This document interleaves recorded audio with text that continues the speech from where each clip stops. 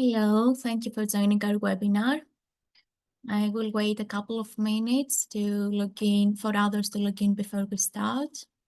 And in the meantime, you can scan the QR code to download our free BMW report, which forms the basis of today's discussion. Thank you.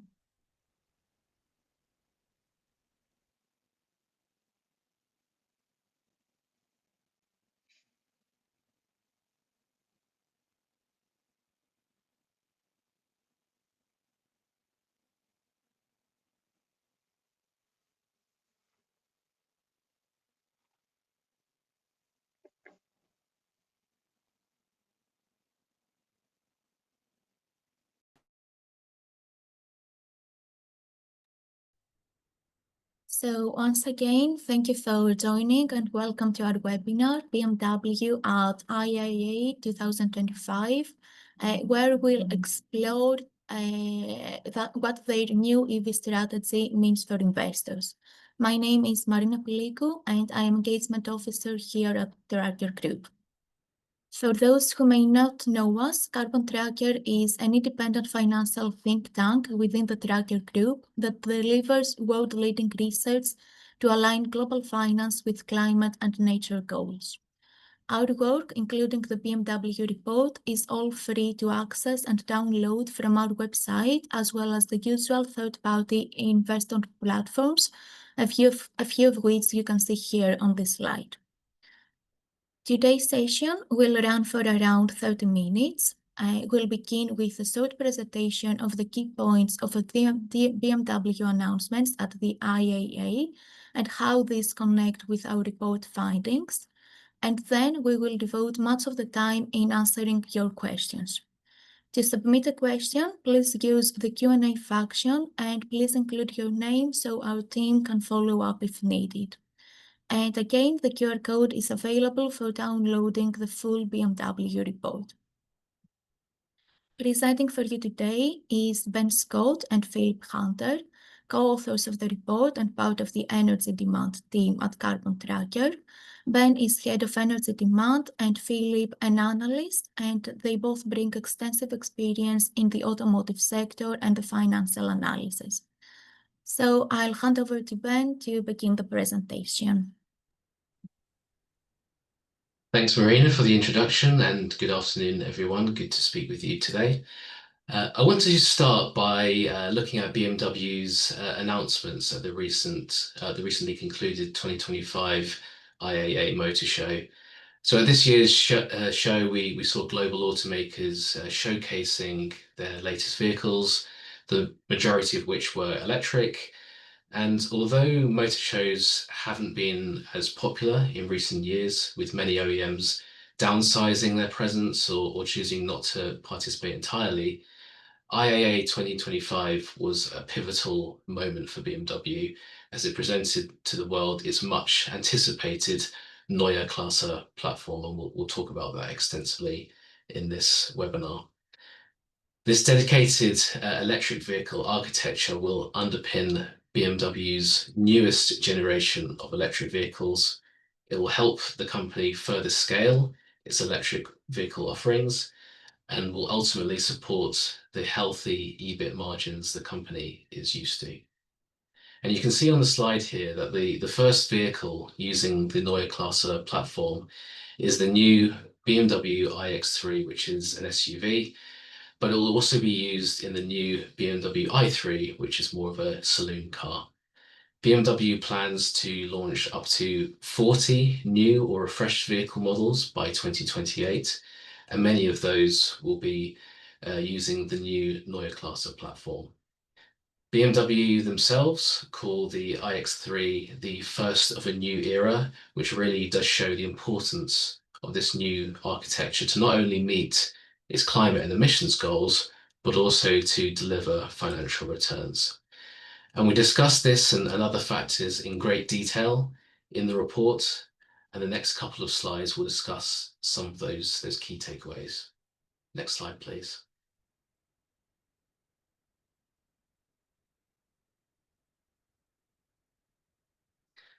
So in the BMW report we've recently launched, which we call Financial and Climate Alignment, We've tried to assess the implications of the company's climate ambitions and subsequent zero-emission vehicle rollout strategy for its financial performance. The report evaluates 4 criteria and their financial and climate alignment, with an aggregated overall financial and climate alignment score, which you can see on the screen now. So we are looking at four criteria. The first one is climate goals. Are the company's greenhouse gas emission reduction goals credible? 2, strategy assessment. Is the company implementing a strategy to be relevant in a decarbonized economy? 3, financial outlook. How does short and mid-term company guidance align with longer-term climate ambitions? And 4, governance and lobbying. How well considered is climate in company governance, and what is the company's lobbying position? So as I mentioned, the full report gives the full details of how we assess the company, but in this presentation, we'll talk about some of those top-level findings. And so overall, we've said that BMW is partially aligned on financial and climate alignment, but it's a relative leader in the electric vehicle transition. There is still certainly room for improvement, but compared to peers, the company is doing a fairly good job at transitioning to electric vehicles. Looking specifically at the 4 criteria, starting with climate goals, again, we've given a partially aligned rating here. On the positive side, the company has set science-based 2030 emissions goals, and that's across scope 1, 2, and 3. And it's also shown no evidence of backsliding on its commitments, unlike some of its peers. However, the company does not have interim emissions milestones, which we believe are important as this increases the likelihood of meeting longer-term targets. And the company also displays poor financial transparency, and climate-related financial disclosures remain limited. There's no visibility on things like green capex or internal combustion engine phase-out plans.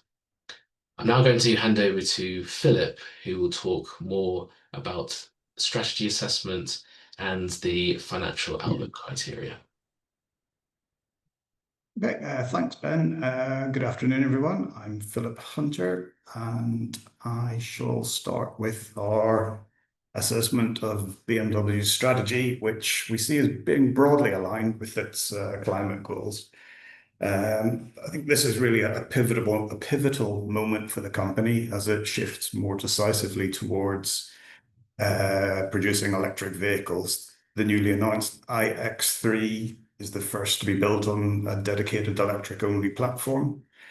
Up until now, BMW has relied on its flexible architecture and flexible production methods, producing ICE hybrids and EVs on the same platform, all on the same production line. And while this has been effective for meeting sort of emissions targets, it's led to what we call basically compliance vehicles, and they're compromised, and the vehicles that they're produced are not fully optimized for to deliver the sort of optimal electrical performance. The new platform makes a major shift. It improves energy efficiency, lowers costs. That's underpinned by BMW's 6th generation electrical components, its batteries and eDrive. That provides 20% higher energy density and up to 30% faster charging. The headline figures for this new iX3, it's got a range of up to 500 miles, and charging is capable from 10% to 80% in just 21 minutes if you've got the access to the 400 kilowatt charger, of course. But basically, it sets a new benchmark for BMW, and it's a benchmark for the rest of the industry to sort of work towards. In the pictures that Ben showed earlier, the camouflaged i3, which was also previewed, I think both of these 2 vehicles are highly significant. These are BMW's 2 highest volume models. Each of the X3 and the 3 Series represent about 15% of BMW's total volumes, and having a compelling electrical variant is just it's fundamentally key to the future success of the business.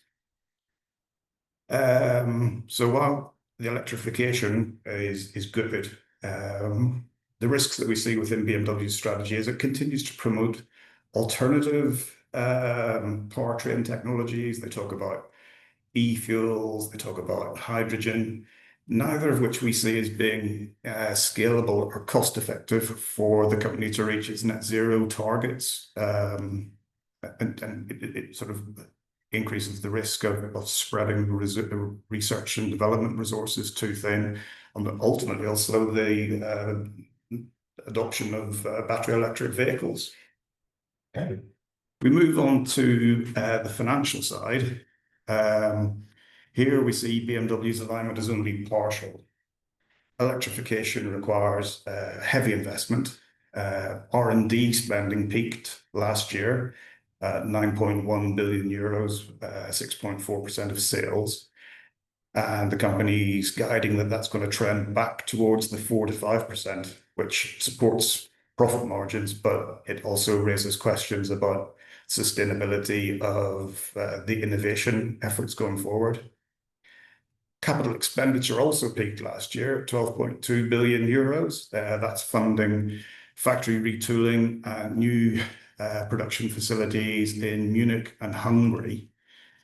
So ultimately, we see this as front-loading BMW's production capacity to be able to hit their goal of selling 50% of their vehicles sold will be 50% BEVs by 2030. There'll be additional projects in North America, which will add EV manufacturing capacity and also capacity to produce battery cells. These were announcements that were made in 2023 and 2024. In terms of profitability, BMW is targeting return to their sort of 8 to 10% EBIT margin, or sort of their strategic EBIT margin target of 8 to 10%. I think the beyond 2025, the new electric vehicle architecture will be key to being able to achieve that sort of level of profitability going forward. Management expects that their BEV products will reach parity with ICE vehicles by 2026. The new iFactory in Hungary and the refurbished Munich production line is targeted to cut vehicle per vehicle production costs by 25% compared to 2029. So yeah, I think that is our assessment of the sort of the financial picture. So I'll hand it back to Ben. Thanks, Philip. The final criteria that we looked at was governance and lobbying, and this is actually where BMW scores worst, and we say that the company is misaligned, and this is because BMW lacks a dedicated sustainability committee with ESG oversight spread across subcommittees, and this limits accountability and board level focus on climate strategy. In addition, BMW's lobbying record reflects inconsistent support for ambitious climate policy, including association with groups opposing stronger battery electric vehicle and emissions regulation. And as I mentioned, we cover these 4 areas in great detail in the reports. So please download the reports when you have a chance, or you can ask a question in the Q&A chat box ahead of the Q&A later on in this webinar, or you can email us after as well. Can we move to the next slide, please? So this is our last slide before we move to the Q&A, and please do get your questions into the Q&A chat box. But this slide details 7 questions investors should be asking the management of BMW related to climate and financial alignment. So the first question is, what interim milestones will BMW set to track credible progress towards 2030 battery electric vehicle and emissions targets? When will BMW disclose specific green capex details and commit to a time-bound internal combustion engine phase-out across key markets? how will BMW strengthen climate governance, including board oversight, incentives, and lobbying alignment? What are the key plans to restore EBIT margins while sustaining battery electric vehicle growth? With R&D intensity set to decline, how will BMW maintain battery electric vehicle innovation leadership? How is BMW planning for post-2030 regulation, and what role will emissions credits play in that strategy? And lastly, what are the key execution risks in scaling battery electric vehicle production, and how is management mitigating them? So yeah, as I say, questions that we would want to put to BMW management as it relates to climate and financial alignment. So that with that, we'll move on to the Q&A section of the webinar. As a reminder, please do get your questions in through the Q&A chat box. Feel free to enter those in. There's a few questions coming in already. So I'd like to invite Philip back on screen so we can start answering some of these questions. So the first question that we've got coming in is as follows. So the report and what you said is that BMW has robust 2030 climate targets, but highlights a lack of short-term emissions milestones. What are the primary risks associated with BMW's lack of short-term emissions milestones? So we believe that having short-term and interim milestones will enhance the likelihood of meeting longer-term climate goals. So it's a good way of being able to monitor whether a company is on track to meet its emissions goals and observe the reduction in emissions which we would expect. And this as well, it's of course a proxy for electric vehicle rollout and deployment, and shows how BMW are executing on their strategy. We've got another question here.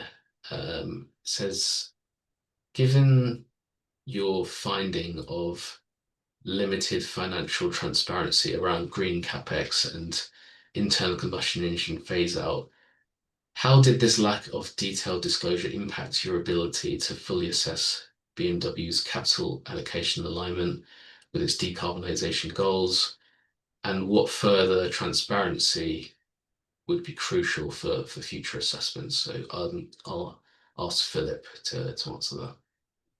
Yeah, I guess ideally, not just BMW, but all OEMs would provide greater insight beyond what's required by the EU taxonomy, and certainly to get some greater insight into how their investment is allocated across various powertrain technologies. As part of our analysis for this report, to try and get some greater level of insight, we went back through sort of 10 years worth of public announcements that BMW had made about investments in their sort of global production footprint. And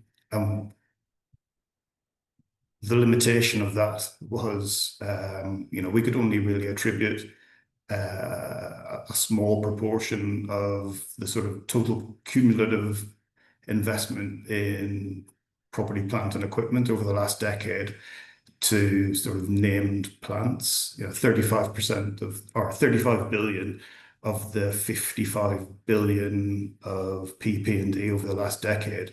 That's sort of just capex that isn't attributed to any sort of one specific project which was worthy of a sort of a public statement. So just to have greater insight into the different powertrains that they are investing in would be very useful for investors, I feel. So another question we've got here. How significantly is the misalignment of BMW's lobbying position, and do you believe it will undermine confidence in BMW's stated climate commitments. Do you want to take that, Philip, and I can add to it? Yeah, yeah, I think ultimately the company has a strong, it's got a clear net zero ambition, and they're making good progress on scaling up their EV capability, both in terms of product and their ability to produce it efficiently. Yet, management seem to deliver a mixed message. They advocate for alternative powertrains. They advocate for combustion technologies not to be phased out in Europe, sort of post 2035. So it's just sort of a mixed message. I think it depends who the audience is as to what the message is that they deliver. I'm not sure if you want to add anything to that, Ben. Yeah, certainly it's a mixed message from the executive team, and BMW are, I suppose, in a bit of a strange position because they're relative leaders in the electric vehicle transition and have complied with emissions targets certainly in the EU and elsewhere as well. But at the same time, you have a CEO who is wanting dilution of emissions goals and targets, and wants a perhaps an easier rollout of electric vehicles. So one way to describe it is that if first of all you kind of complain and then you comply, and I think that's very true here with BMW. So despite being a leader and as kind of Philip described, the strategy seems to be working quite well. You still have an executive team that wants dilution of those targets as well. Moving on to the next question, perhaps one for you, Philip.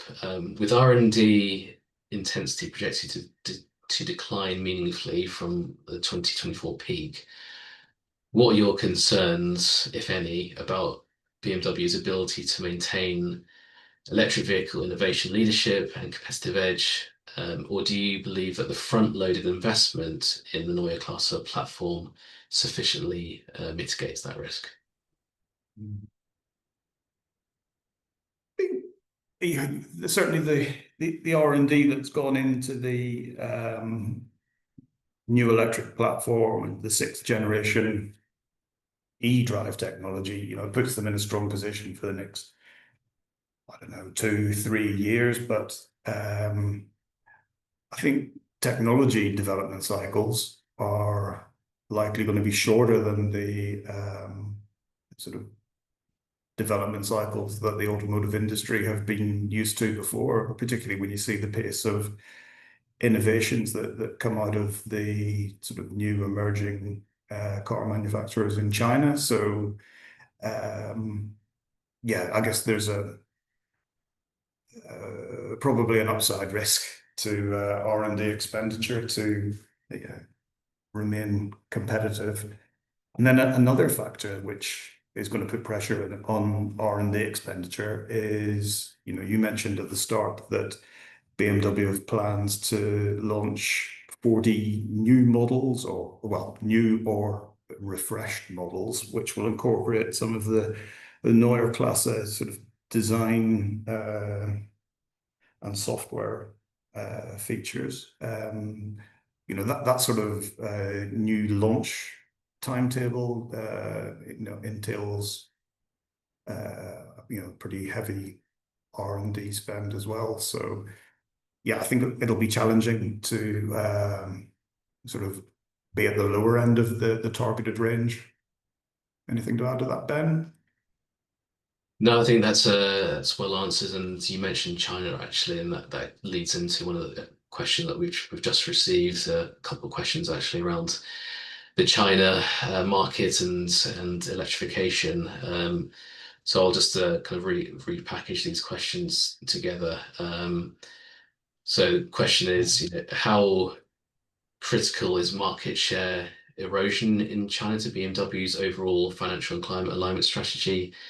And what are the short to medium term implications? Yeah, I think on China, the Chinese EV market, incredibly competitive right now, and it's well storied that for non-Chinese OEMs selling in China, it's a lot of headwinds, and not just BMW, but lots of other European and Western OEMs are losing market share in the region.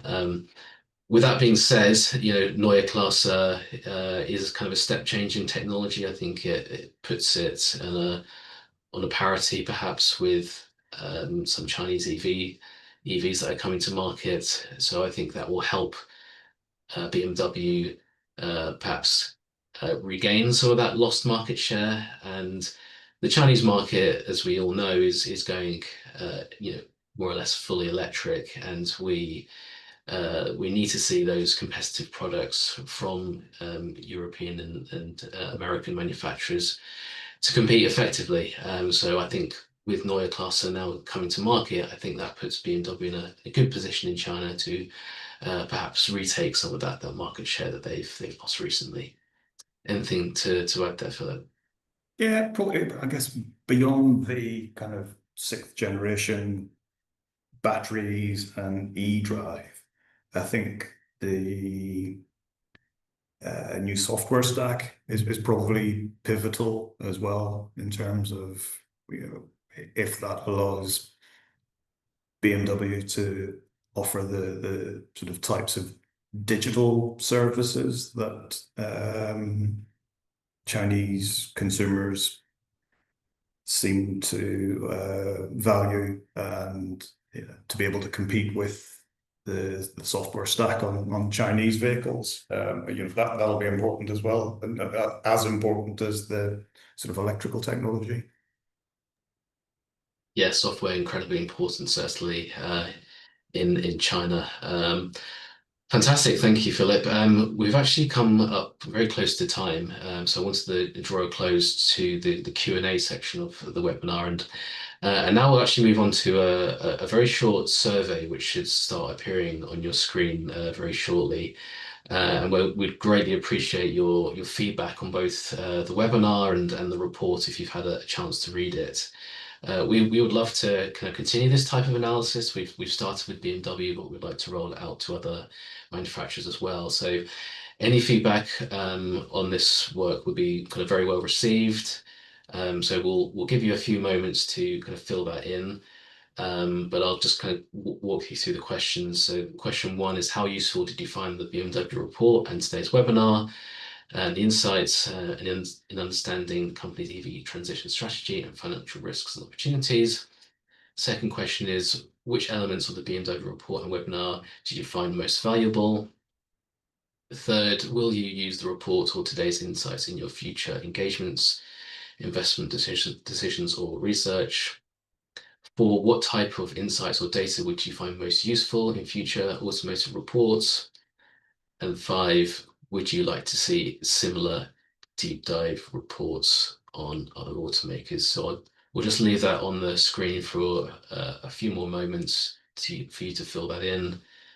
And then I will hand back to Marina, who will close out the session. And she will tell us more about what's coming from the tracker group as well. So thank you everyone for tuning in today. Thank you for listening. Hope it was useful, and we'll see you at the next one. Thank you. Thank you, Ben, and thank you all for completing the survey, and we appreciate you spending your time with us today. Coming up later in September, we'll be releasing the next 2 reports in our Tracking Technology Transition in the Indian Steel Sector series in association with Carbon Transition Analytics. This will focus on AMNS steel, along with a synthesis report summarizing insights across all companies in the series. And we'll also be hosting a follow-up webinar in late October, for which more details will be shared soon.